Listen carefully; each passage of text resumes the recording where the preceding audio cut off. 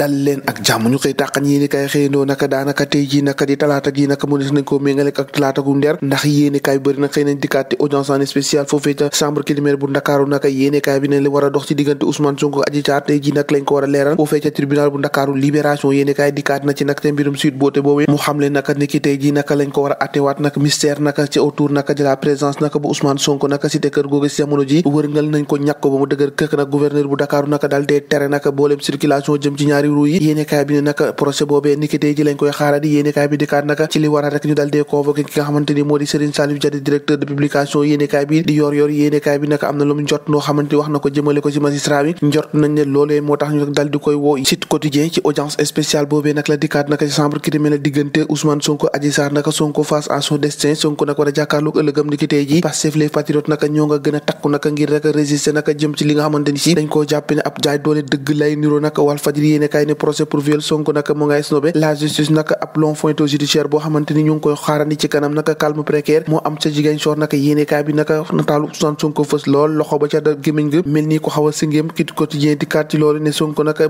désobéissance judiciaire naka leader bu Pastef naka ki teewutoon Ziguinchor ni ki démb ba ci guddi gi naka moom nag njot nañ naka Ousmane Sonko ba moytu naka du teew ca tribunal bu Ndakaaru ndax démb ci guddi mu ngi ko fekk naka foofee nga xamante ni moo di ca diwaanu Ziguinchor yéenekaay bi di enquête ne ab stress boo xamante ni sans fin ndax suspense la boo xamante ni ci Ousmane Sonko ñu ngi koy njortani ndax dina teewam déet naka maître Ousseynou Ngom la mu wax ci biir yéenekaay bi moo na amul benn convocation boo xamante ni jotee nañ ko état naka ci jamono ji naka fatt ay noppam bu dëgër këcc ci existence maanaam càkkute fi nga xamante ni Sonko jotoon na koo tëral naka waaye yéenekaay bi nee na lu ngeen ci waxul lu ne naka ci jamono joojee moom saabu mbirum Ousmane Sonko Adji Sarr taxawee naka yëkk bi koom-koom bi dafay xaw a taxaw tegg tembe chaque jour ci procès bi nga xamante ni moo dox ci diggante Ousmane Sonko Adji Sarr cay bile procès Les Échos yéenekaay ne ça sera sans Sonko ndax Adji Sarr naka inquiétude à Dakar ak Ziguinchor ak njaqare yoo xamante ni si boo moytul naka dina am foofee naka ci diggaanu Ndakaaru ak sa Ziguinchor ndax njott nañ ne lu ne mën naa xew ci diggante bi yéenekaay bi naka xëy na koo fasal L'Observateur dikkaat ci leneen te boo di stratégie politique bi nga xamante ni Macky Sall dal na koy teg nag APR champion naka d'imitation ndax S24 troisième mandat moo gën a wóor challenge bu la c'est pâle copie yi nga xamante ni teg nañ ko ay idée originale yoo xamante ni mu ngi tukkee ci opposition bi ay initiative inopérante yoo xamante ni si ñoo ngi ko teg rek ngir ñu fexe rek ba fasal ki nga xamante ni si moo di président de la République procès contre Adji Sarr Sonko nag suite dans les idées nag yéenekaay bi leader u Pastef nag toujours constant dans sa ligne de défense respect ak condition wala sax li nga xamante ni si moo di boycott moo ngi yoot naka les probables issues naka de l'audience spéciale ni ki tey ji vive tension ca Ziguinchor délivrance à la cité góor gi nag yéenekaay bi ne ay série d'arrestation nemeeku nañ ko ni ki démb ca Pikine lum ci doon lu ne bés bi le jour naka procès Ousmane Sonko Adji Sarr procès XXL la ngandum maamu procès la yéenekaay bi naka def na ab reportage foofee ca diwaanu Ziguinchor la mu xamle rek moo di blocus ba moom moo ngay woy di compte ba niki altine démb ji naka yëf ya moom moo nga fa ne dajji dajaara naka bougé guñ woon ab présence incertaine maanaam njortes bi nga xamante ni si moom la ñu am ci teewaayu Ousmane Sonko naka loolee ba saa si tembe nag xel yi ñoo ngi siy xiini mii ni yéenekaay bi ne même sans être condamné naka jàppale naka son absence boobee naka mun na koo privé d'éligibilité yéenekaay bi de bés bi le jour noonu la xëyee naka yéenekaay bi di yor xeat leneen ca Ziguinchor naka usine fermée tourisme discret de la vague yéenekaay bi ne économie ba naka tagga témbe na lool naka ñu tuut ndax si jamono ji naka chômage ndaw ñi naka bokk na ci li xamante ni si noo gën a tax nag ndaw ñi def